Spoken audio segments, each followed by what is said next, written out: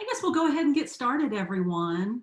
I want to thank you for joining us today for our quarterly DigiTex member meeting. And especially I want to thank you for taking the time to join us because I know how busy everyone is. And I just want to offer on behalf of DigiTex our sincerest appreciation to you for serving your students during this very challenging and unprecedented time. And I hope that there are some ways that we have been able to help you and that we will be able to in the future. So please don't ever hesitate to reach out to us if you think there is some way that we can better serve you. So what I want to do today is, be sure to please mute yourself, but you can use the chat box if you want in order to offer suggestions, tips, strategies. If you have any questions, we'll try to get to as many as we can. And a recording of this will be available on our YouTube channel, and I'll send out that link probably by tomorrow for the recording. And also, well, actually, let me just go ahead and get to our agenda. And so I'm going to switch back over to screen share here.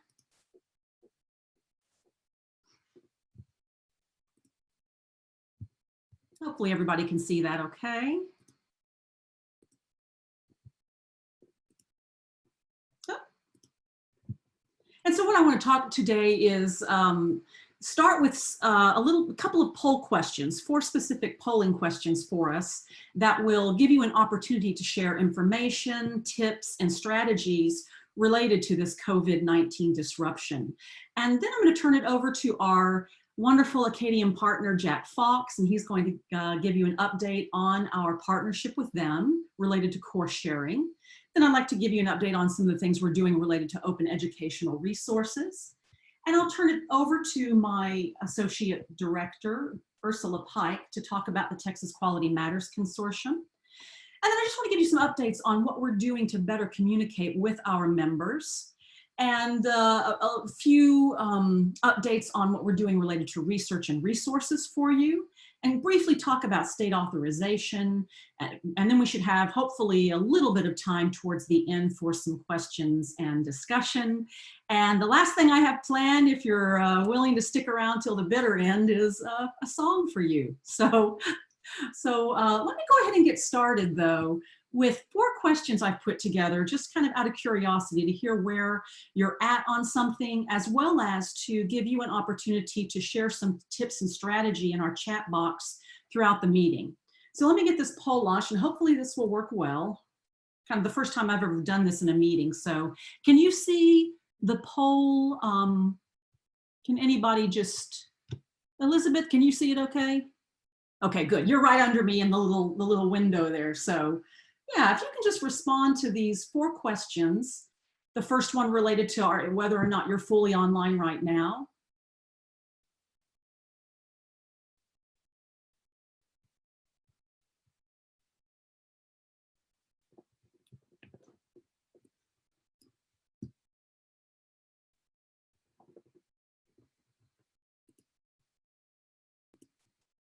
And I'm curious, let's see, can everyone see all 4 questions? If someone in the chat box would just let me know, can you see all 4 of the questions that are there? Since this is kind of a new feature I'm using. Okay, good, thank you, good. And then once I end it, I think we'll be able to get a summary of the results, but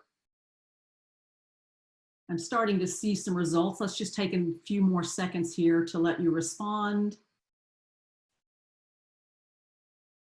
And then once I end the poll, if you just, if you have an opportunity as I, Jack, and Ursula are giving information about some of our initiatives, if you want to expand on your answer, share ideas, share tips, strategies, I think that would be great. And I will be sending out the chat transcript as well, so that way you'll have a record of some of these things that you've shared here. So I'm going to end the poll now.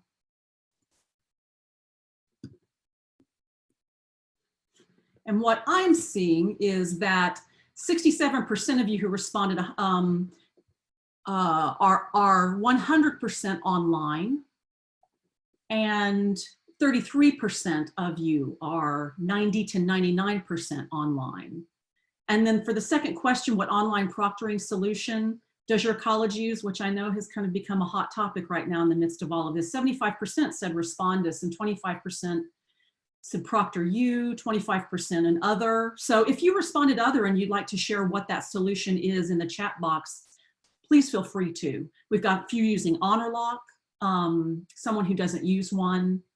Then have you been creating or are you developing TSI workarounds?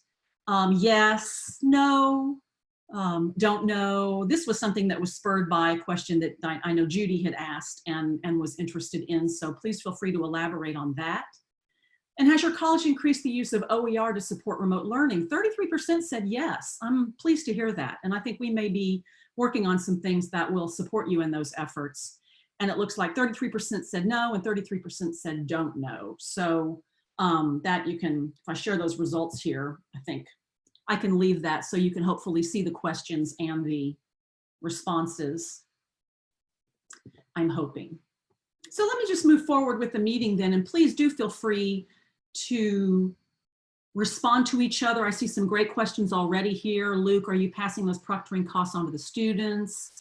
Developing remote solutions. So hi, Chris. So please keep that going, and I'll just go ahead and move forward with our next agenda item, which is our partnership with Acadium, also known as College Consortium, which is the course sharing platform of what they do. And let me just say a few words, and then I'm going to turn it over to Jack to talk to you a little bit about where we're at in terms of this initiative, which is, I would say, pretty well timed right now, because course sharing through Acadium really can be a great opportunity to provide much needed options for your students anytime, but maybe particularly more needed right now.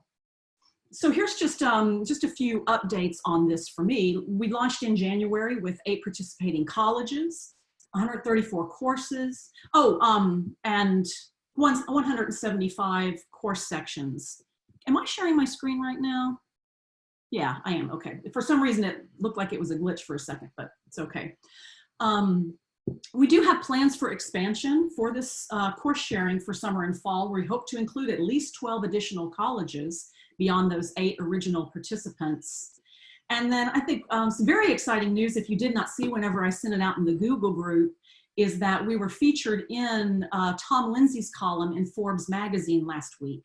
Specifically, this partnership with Acadium related to the course sharing that we're doing with Howard College, Frank Phillips College, and Ranger College. There are a few of our course sharing colleges, but the article featured specifically those colleges. And so if you can take a moment, I believe that Heather has put the link to that. Thank you, Heather, to that article. And Heather will continue to add links to some things that I mentioned along the way.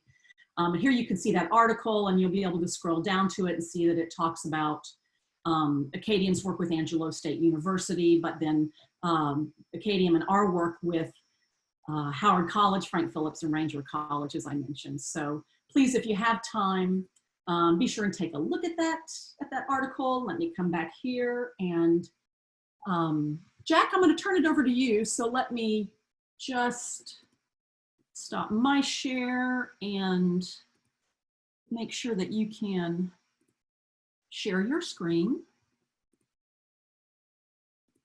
So Jack, I think you should be able to share your screen now.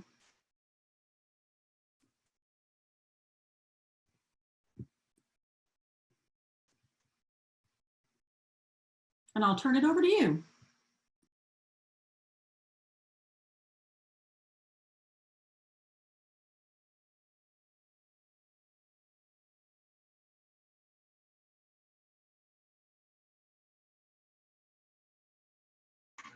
Okay, it took me a little while to unmute, so I'm sharing my screen for a few slides today. And as I do that, I just want to make sure that I thank everybody that. Let me see here.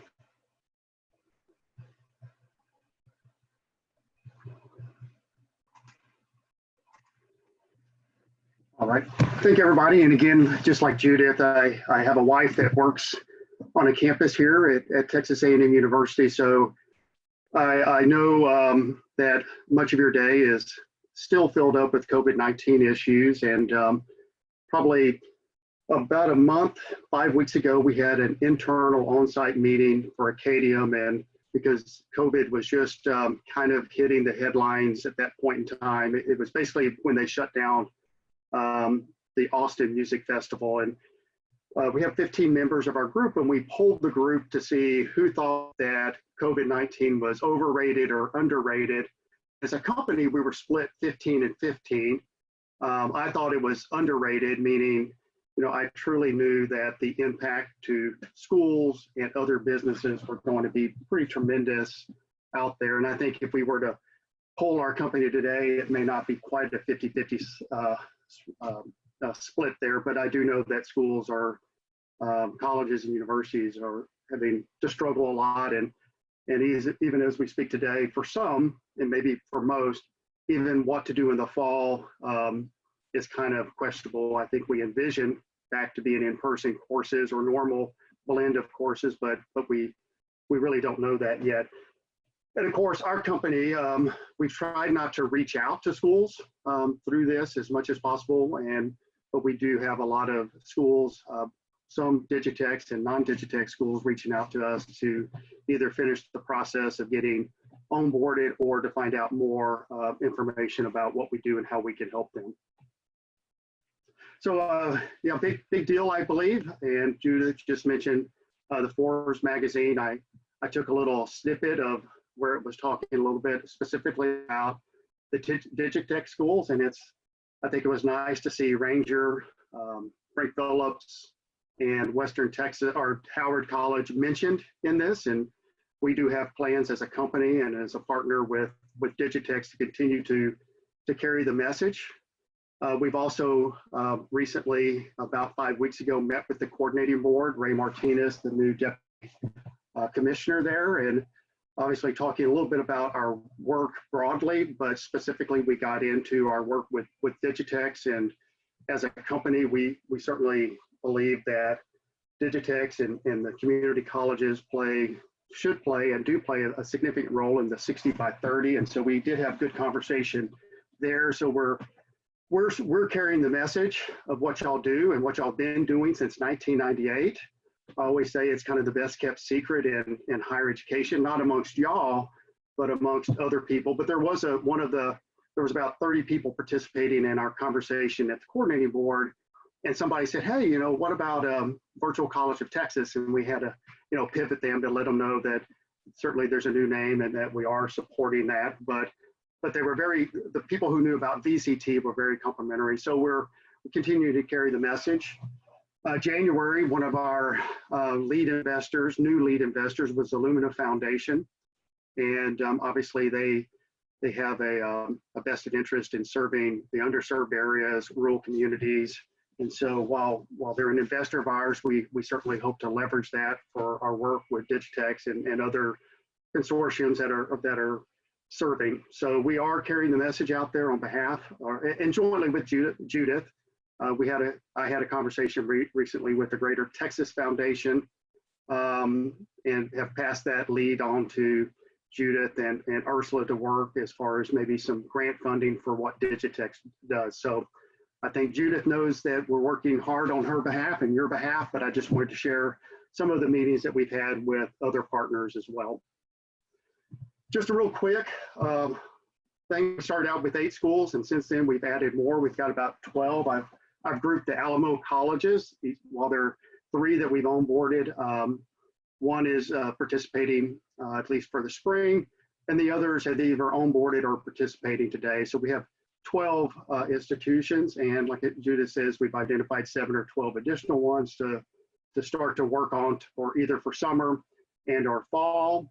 And that's what I call our phase 2. And so, at the end, my last slide, I'll certainly call for those that either want to be in that phase 2 or want to have discussions on what it means to come on board, what that may look like. Is there any price or any cost to that as an institution? And then really talk to you about what we've learned from the DigiTex schools on why schools use it as a home institution, and then why schools use it as a teaching institution, and then those schools that actually do both. Judith and I have been out doing some more visits. We have revisited with Howard College. I went by Western Texas, and then we made a trip up to Frank Phillips College as well to meet with their staff. And so then we got shut down on the way home from Frank Phillips is when everything started shutting down. The Texas Digital Learning Conference was shut down.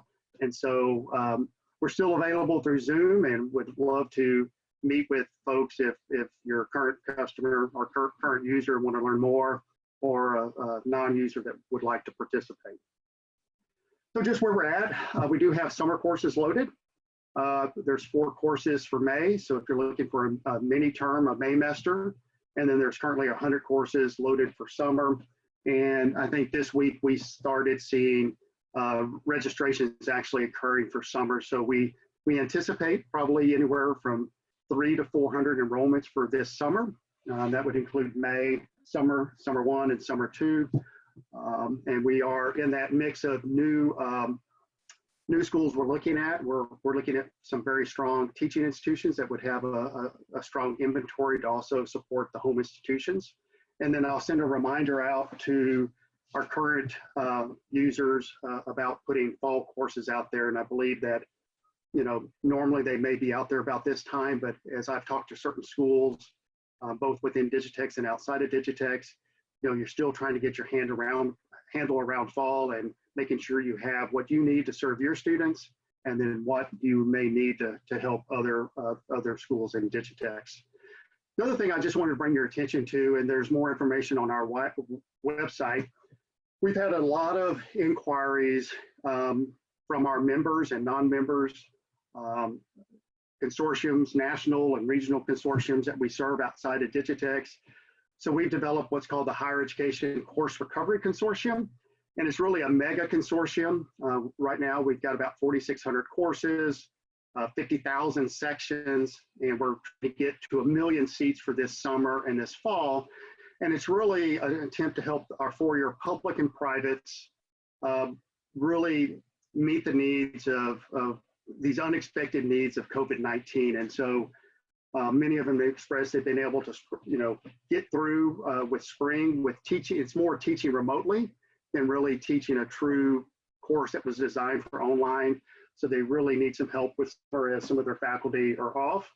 And then fall, not knowing what that blend may be. And they've also anticipated some maybe not relocating to start that 4-year degree. But as Judith and I and Rob Manzer, our Chief Academic Officer, as we get back to that top consortium, the DigiTex consortium, adding a couple of more stronger teaching institutions that have a broader and more seats available in their inventory, bringing on more home institutions. We certainly wouldn't be at 1 million seats, but we see that maybe there could be a need in the 2-year community college, Texas-based folks, a need for more course opportunities to get you through summer and especially for the fall with the uncertainty. So we're working to take that, you know, 100 courses available for summer and maybe see 500 to 600 to 700 courses available for the fall semester, and maybe even a significant more. We have a meeting next week with a strong teaching institution that could really triple the number of summer courses that are available with starts almost every month. So we certainly want to meet the previous needs or the current needs of DigiTex, but we are looking forward to say maybe there will be an increase need this summer and for fall within the DigiTex consortium. And we're hearing, y'all may hear this, y'all may know it better than me. We're hearing that there's a lot of students pivoting maybe to staying longer at the 2-year or even starting their college career at the 2-year. So you may see an upside in your enrollment, but y'all probably know that better than I do. I just wanted to kind of finish with these questions. You can put them in the chat. I wanted to obviously leave my email here. I'm always open, Judith, to getting pinged or reached out to or to set up an appointment for any current users that want to know how to do more, maybe because you need to do more with COVID-19. Maybe you're interested in what some of the strong users or why they're using it at the level they are.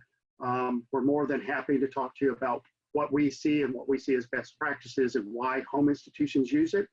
And also on the flip side, why teaching institutions tend to present more inventory than some others.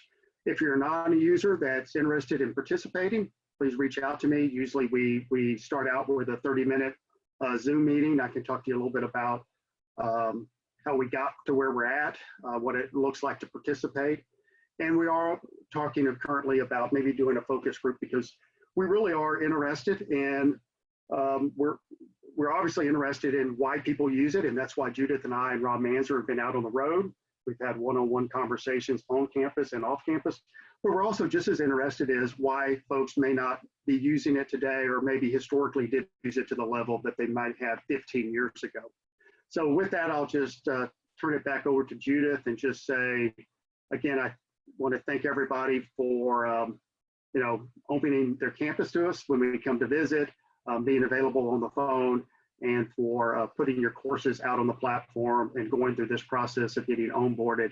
The schools that are in this space too, we are starting to reach out to today, or Judith has already. We'll continue to reach out to those, and we think there's certainly a lot of upside, and we're trending to have the same, if not a little bit more usage than the previous academic year.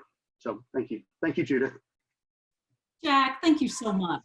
I really appreciate it. Jack is wonderfully responsive, and I just have found the whole team that I've worked with at Acadian to be so responsive to us and our needs. And it just seems like it's a great time right now to make sure that our students have as many options as they possibly can. And the more colleges that we have participating in this course sharing consortium, the stronger that it will be. So let me, I'll pause a moment and switch over to my screen and just give you one more chance if you want to ask Jack any questions. Julie McDevitt asked, not related to Jack specifically, but how to join the Google group. So Julie, we'll get you, if Heather could make a note of your name, and we'll get you onto that Google group so you can get the updates that we post there quite regularly. So thank you, Julie. And oh, thank you, Gay. Wow. Let me keep them coming, and let me just switch over here.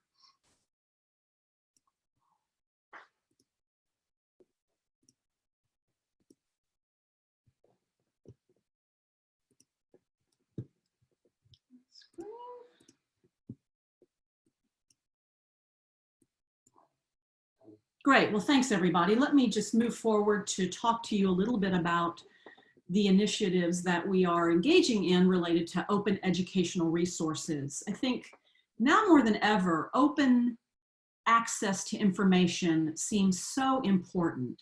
And it's an initiative that we have started working on really just over the past year as an organization. And many stakeholders during our strategic planning process identified supporting OER as an important initiative for us. So we did, as some of you might remember, or maybe all of you do, we organized a conference on open educational resources back in August for 2019. And a large part of that was to share the results of a statewide survey on OER that we conducted in partnership with the Texas Higher Education Coordinating Board and the National Institute for the Study of Knowledge Management. And we do intend to conduct that survey every other year. So stay tuned for that, because we'll start working on that in 2020 for 2021.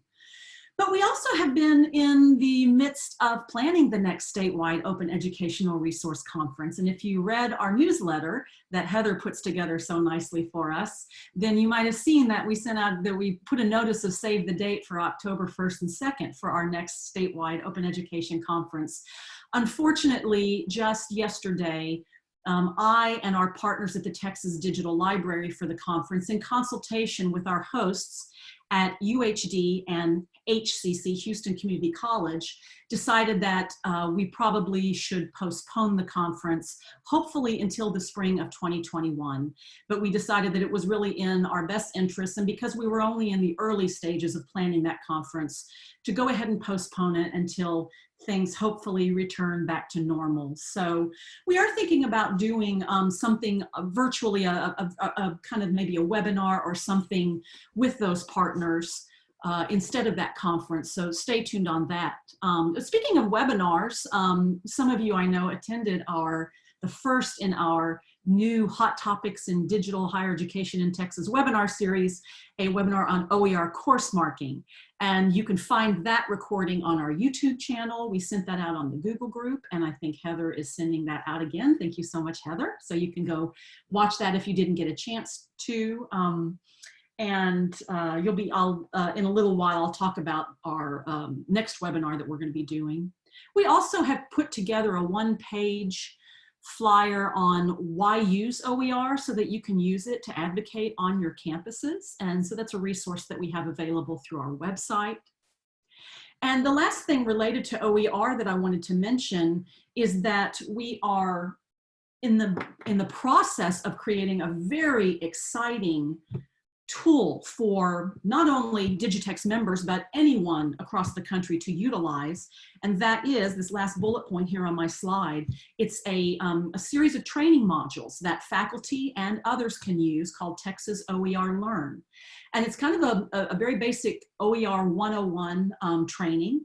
And it extends anything from just what is OER, what are open licenses, such as Creative Commons, all the way to a module on OER resources in Texas specifically, such as the grant program that is funded by the state, as well as the repository that's being developed. And we have contracted with Carrie Gitz on this project. Carrie is the head ACC librarian. She serves as the ACC Library Services OER team leader and was a fellow in the 2018 to 2019 Spark Open Education Leadership Program. For that leadership program, she created a series of training modules specifically for ACC faculty, and we've contracted with her to build those out for Texas faculty, administrators, staff, and anyone who would like to utilize this training. So we are, I would say, about halfway through the process of getting those modules developed, and hopefully we will have them completed by July or August of this year. And at that time, we are planning in July to do another webinar in our series in which Carrie can showcase those modules. And we're also going to have Kyla Torrey from the coordinating board on the webinar to give an update on the grant program, as well as the Texas OER repository. So stay tuned for details on those. And I'm just pausing a moment to see if there's any questions that you might have in the chat box before I move forward to turn it over to our Associate Director, Ursula Pike. I don't see any questions then. If you think of any, please put them in, or we'll have time at the end, but I think I'll go ahead and turn it over to Ursula to talk about the Texas Quality Matters Consortium. Ursula. Great, thank you. Can you hear me? You good? Okay, great. Well, hello everyone. It is great to be here and to talk to you about Texas Quality Matters Consortium. One thing before I start talking about this slide is, Quality Matters has provided some resources that are available to anyone, regardless of whether or not you're a member. And I am trying to post that in the chat box right now. There's a resource that they call QM's Emergency Remote Instruction Checklist for Higher Ed, and I think it's a good resource. I just put it on the chat, but I can also you can also email me if you would like it. But it aligns with the QM rubric, but it's also just some really good things that people can look at when they're evaluating remote instruction. And so this first bullet point, when I worked at the Austin Community College grant department, I was responsible for every year verifying ACC's status as a Hispanic serving institution. A Hispanic serving institution is an institution that has 25% their student body is 25% Hispanic or higher. And an emerging Hispanic serving institution has a student body that is 15 to 24%. And so for me, it was just exciting to look at these numbers and think about our population that we're serving. I think that was, to me, it was exciting to see. So Texas Quality Matters Consortium, we support instructional designers and faculty to improve online courses by providing training. And we have a couple of trainings that are, they last about 2 weeks, but we also can offer them in a one-day class. And actually, Quality Matters is developing a way to offer a face-to-face, a class that's always been offered face-to-face. They're putting together a PowerPoint so that you can offer that class through Zoom, and that will make it faster. And actually, one of our schools is testing it out, kind of beta testing it and making sure that it works. And they haven't officially announced it. As soon as they do, which they keep telling me it's going to be any day now, I'm going to send out a notice to all the Texas Quality Matters Consortium members, and Quality Matters will send out a notice to everyone, but just a quick way to develop some online, to assess an online course as you're moving it.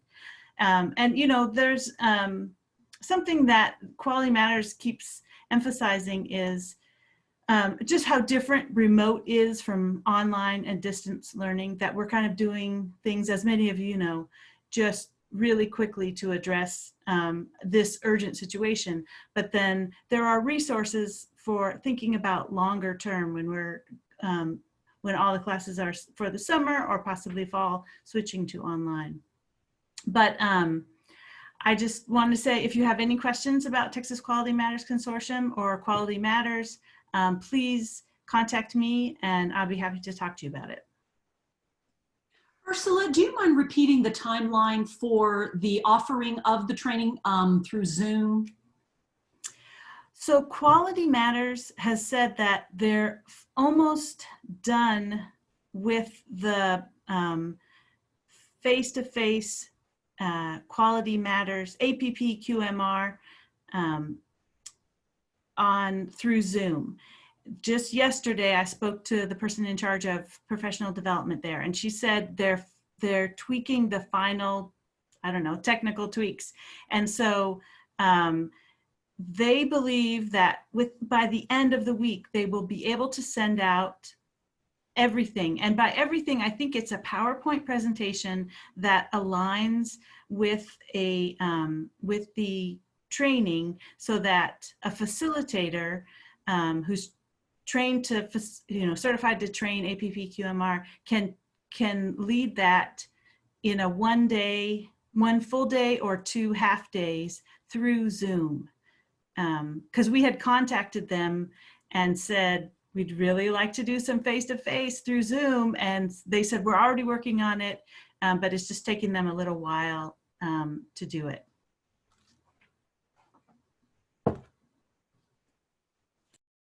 Thank you, Ursula. Let me just pause for a minute, see if anyone else has any other questions for Ursula at this point.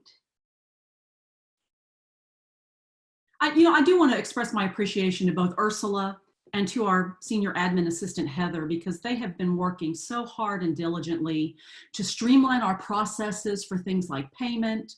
And they've been working on kind of improving our policies and procedures to make sure that we're serving you best in relation to this Texas Quality Matters Consortium. So I really want to thank them for that.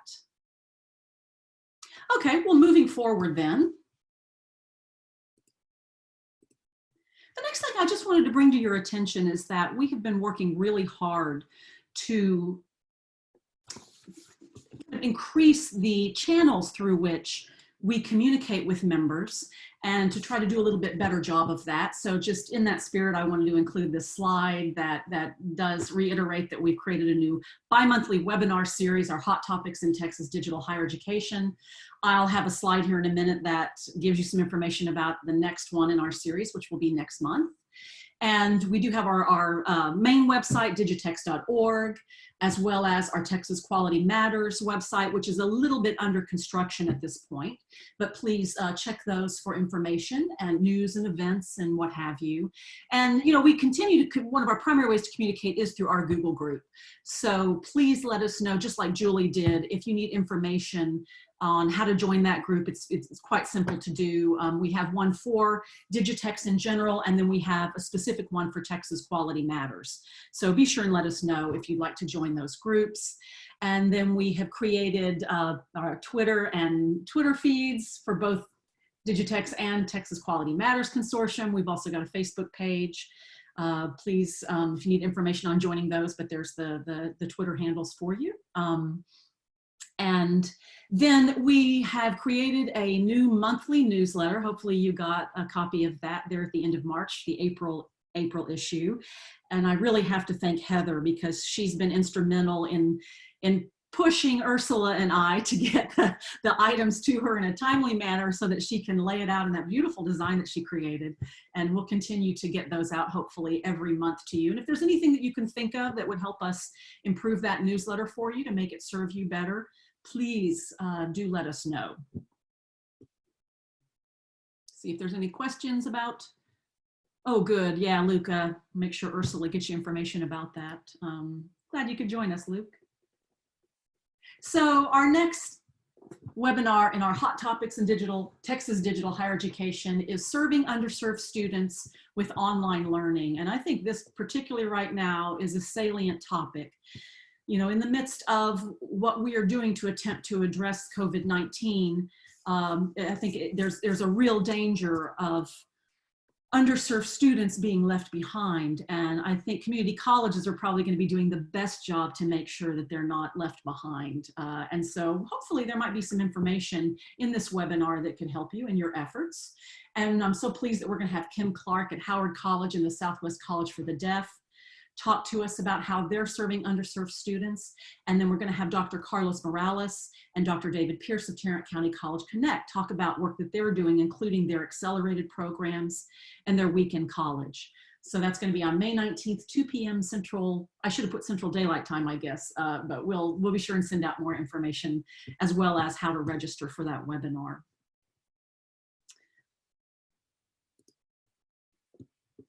Another, fairly new initiative as of this past year that that we're engaging in is conducting research on digital higher education in Texas. We really are working to become kind of a go-to source for research on digital higher education.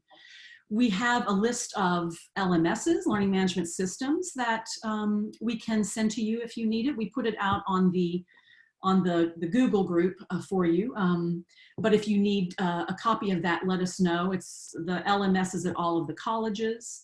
And another great source, this is not something that we put together, but I just wanted to make you aware of, is Texas Association of Community Colleges has created a learning site on remote learning and a resource site, as well as just a kind of a general COVID-19 page. And they push out updates from the coordinating board. They keep a spreadsheet of where all of the community colleges are at in terms of their responses to COVID-19. So, and Heather, thank you for putting that link there. They've got some really good resources on their site. So we decided not to duplicate those, but to be sure and point our members to those resources. There's also a link on the homepage of our website for that. I'm also working right now, chipping away at it, as Ursula and Heather know, a meta-analysis of digital higher education research in Texas. When I begin to look at what we could do that would serve the state in terms of conducting research in digital higher education, I realized that I really didn't know exactly what was out there in terms of data and information on this subject. So that's when I decided to do a scan of both nationally and statewide in terms of what is out there on this subject. And I'm really getting close to completing this, I hope, although the last piece that I want to add to it is an analysis of what the coordinating board is doing in response to COVID-19, because kind of what my big question is, how is their distance education reporting going to change, if it is, related to the extension of distance education, be it as remote learning, online learning, whatever you want to call it. So I'm just wondering if their reporting is going to change, and suddenly we're going to see that the numbers greatly increase in terms of what colleges are offering related to distance education. So I want to try to include as up-to-date as information as I can in this meta-analysis before we disseminate it. So stay tuned about that. And I think kind of the last major piece of information I just wanted to share quickly is just to remind you, number one, that we do pay for a system membership for all of DigiTex members in the state authorization network of the Wichita Cooperative for Educational Technology. And thank you, Heather, for putting in a couple of, putting that link in here. This is a really, SAN is a really good resource for the latest information on state authorization and federal regulation related to distance education.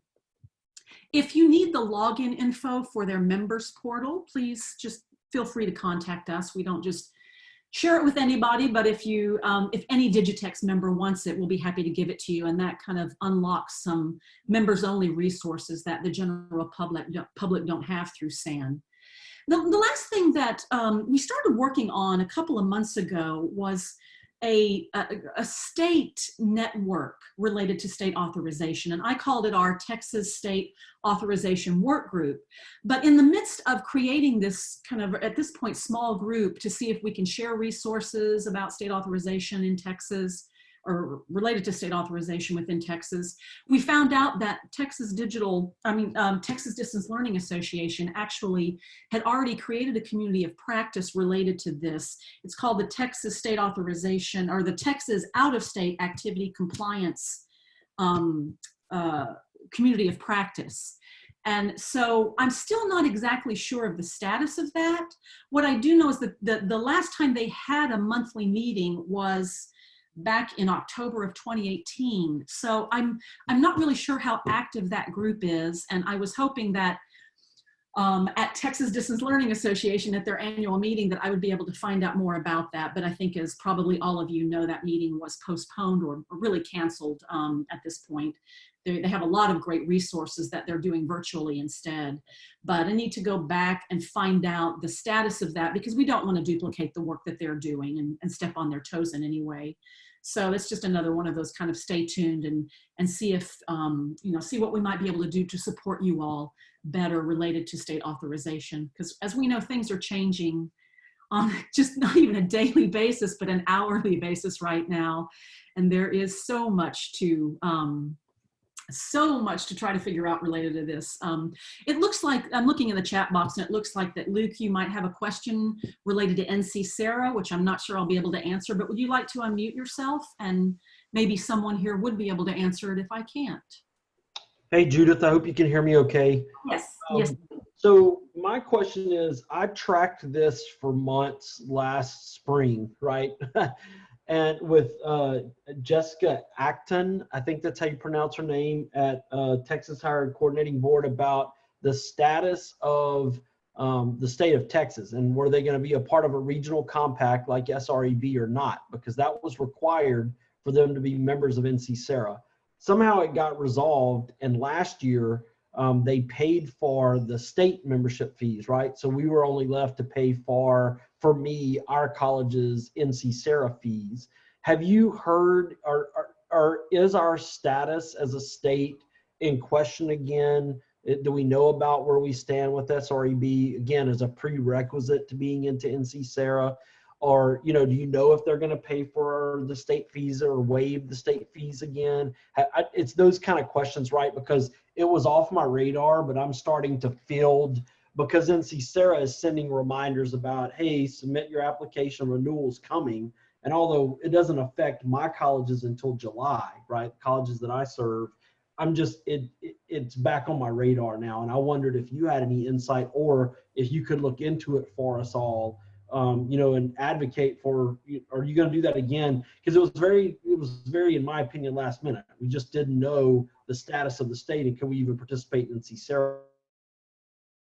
Yeah, Luke, that is an excellent question. I don't have a definitive answer. The last I heard was that they had every intention of continuing to pay for the state's participation in SREB, so that the state would have access to NC Sarah membership, with you only having to pay your college fees for that. So what I will look into it. use my contacts at the coordinating board to see if I can get a definitive answer to that. With the new commissioner, we don't know exactly what the priorities are at the coordinating board, but I do know that Commissioner Keller is very innovation focused and innovation centered. And I can only suspect that he understands the value of that membership for the state of Texas. For a while there, we were one of the only few state holdouts not participating. I think, what is it, California that is now the only state that's not participating in a regional compact? Yes. Yeah, that's what I thought, to benefit their colleges. So I know when I was at the coordinating board, there was a recognition that it was a very, not just a valuable thing, but a crucial thing for you all. So let me look into that, Luke, and I'll get back to everybody, send out something on the Google group to let you know for sure. Well, and if you can find out, Judith, if we should prepare for the added cost of the state, right? So there's two fees. It would help us. I mean, we anticipated last year they waived it or whatever the term is that they used, but yeah. I suspect this year that cost may need to factor that back in. And well, I just want to know either way what to expect. If you do have to, let's hope they give you plenty of lead time and don't, just throw it at you right before the end of the fiscal year, because we know that we all have to figure out our budgets quite well before the end of the fiscal year. So I can certainly advocate for ensuring that there's plenty of lead time if that is going to happen. Yeah, it'd be good for us to get some kind of communication. Definitely, Luke. Thank you so much for that great question. It's all the more crucial right now, I think. Gay put in the chat box, we pay the cost for TJC each year. It's $4,000 a year for the college, and it depends on your FTE enrollment, right? Or that's redundant, but it depends on the enrollment of your college. I do believe of what your fee is.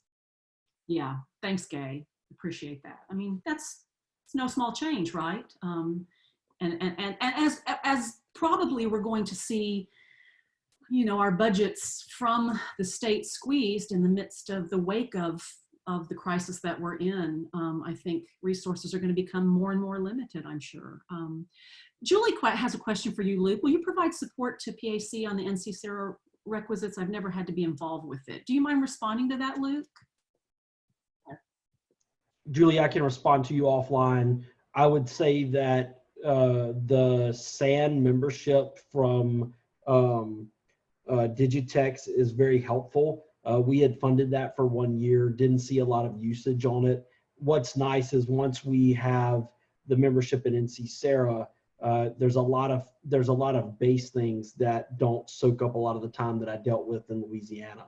You still have to worry about licensure programs, right? I mean, that's the one that I keep seeing a lot of information on. So I'll answer some of that offline for Alamo and for our colleges, but I would say to you that getting access to the SAN information that Judith referenced earlier is really important. It's just a great resource. I mean, WCET has a full-time staff member that does nothing but stays on top of state authorization issues. And there's just a great community around that. So Judith, it's nice to be a part of DigiTex just because of that SAN membership, right? I mean, there's lots of benefits, but that's a very nice benefit. So anybody on the call, if you've not accessed that, you're starting to run into some authorization issues, I would encourage you to get the SAN membership access, since DigiTex has so gratefully provided that to us. Luke, thank you so much. I really appreciate that appreciation. And I'll echo what Luke said in regard to WCET and their state authorization network. They have been so responsive. Their director, Cheryl Dowd, and Dan Silverman, who is her kind of second in command, they've been pushing out information and resources on a daily basis, just about. And an old colleague of mine, Van Davis, who also led our strategic planning process, and I know who Luke has worked with, and maybe some of you all have as well. He works as a consultant for WCET to provide analysis of state regulation related to state authorization and other issues. So he himself has been a great resource through SAN and WCET. Yeah, exactly. Van's very active. And it's expensive to join SAN on your own. So I'm grateful that we're able to allocate some resources for that to make this information available to you all. And we have every intention of continuing to do that.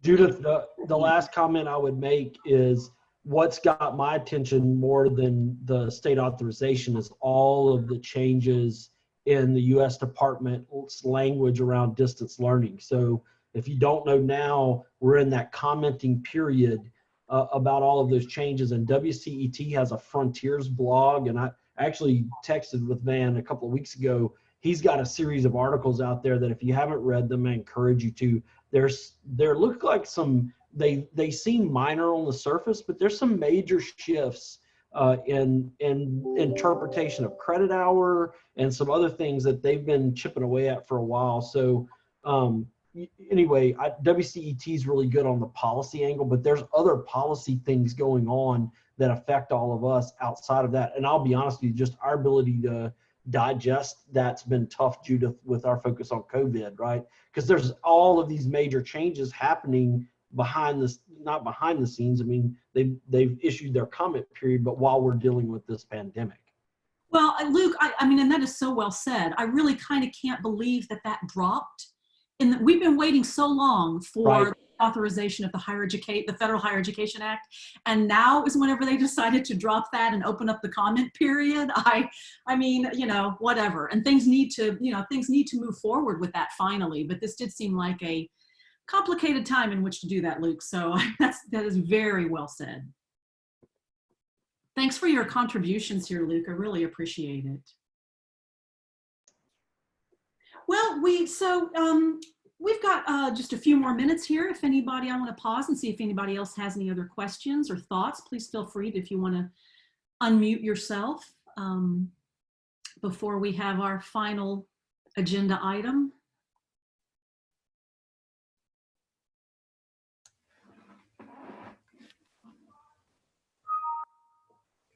Gay, is that you? Yes. Yeah, go ahead. Oh, you just said unmute, so I did. I really don't have anything to say other than it's just nice to hear from everybody. This is getting a little old. Gay, that was so succinctly and so well said. I mean, you know, I'm sure everybody can commiserate with, we're all trying to juggle so much to serve our students and serve them as well as we can. But let's not forget that we also are juggling families and the stress of worrying about where this is going to go, when it's going to end. There's just, there's so much to think about and deal with right now. And I'm grateful for this community. I really am. I'm grateful for your generosity and how you share information with each other. There was recently a really nice thread on the DigiTex Google group related to some sharing out of some information related to the proctoring services that you're using. So please keep that up. I think it's just, y'all are a really good resource for each other, and it's gratifying for me that we can facilitate in some ways. No problem, Luke. It was good to have you on. So thank you, Gay. I really appreciate it. Hang in there. That's probably a good segue to my final agenda item, which is a little bit of levity for us, but it relates to something that it has really been the greatest joy and pleasure of my job, and that was alluded to by Jack. That's visiting the colleges. I've had a chance to visit a number of your campuses, from way over in East Texas, Lufkin, down to San Antonio, up to Fort Worth, over to Ranger College, all the way up to the most northern college in Texas, community college in Texas, Frank Phillip College in Borger, and over to West Texas, to Big Spring and Howard College, and some in between. So I know Jack knows, it's really been a pleasure to be able to visit your campuses, and it makes me very sad that I'm not able to go to more right now. And rest assured that it is a priority for me to get to as many as I can over the next year or two. But that having been said, I thought I could at least share with you one of my favorite songs about, I happen to have my trusty Martin guitar here. One of my favorite songs about Texas and about my love for our great state. So here we go. Let me get myself adjusted here. This song is called Beautiful, Beautiful Texas by the Light Crust Doughboys.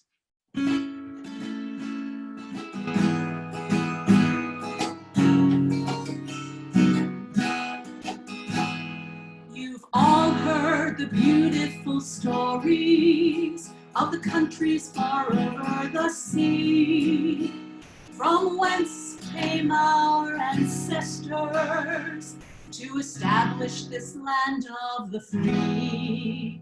There's some folks who still like to travel to see what they have over there. But when they go look, it's not like the book, and they find there is none to compare to beautiful, beautiful Texas, where the beautiful bluebonnets grow. We're proud of our forefathers who fought at the Alamo. You can live on the plains or the mountains, or down where the sea breezes blow, but you're still in beautiful Texas, the most beautiful state that I know. Ah, thank you. Silent claps. Oh, thank you all so much. I really do love the great state of Texas, and having this job has given me the opportunity to see more of it, which has just really been so rewarding and such a pleasure. And thank you everybody for your nice words. I'm a little rusty, but quarantine has given me a chance to kind of revisit my love for music and pick up the guitar again. So thanks for letting me share a little bit of that with you. Oh my goodness, Elizabeth, how sweet. Thank you. I appreciate it. Well, everybody, I think we're about out of time. Thank you so much for joining us. I will hopefully by tomorrow, Friday at the latest, send out the link to this, the recording of this meeting and the transcript of the chat. You can share it with anybody that you want to. And we will stay in close touch with you, and just everybody hang in there. And thanks again for all of the great work that you're doing to serve your students. Everybody take care.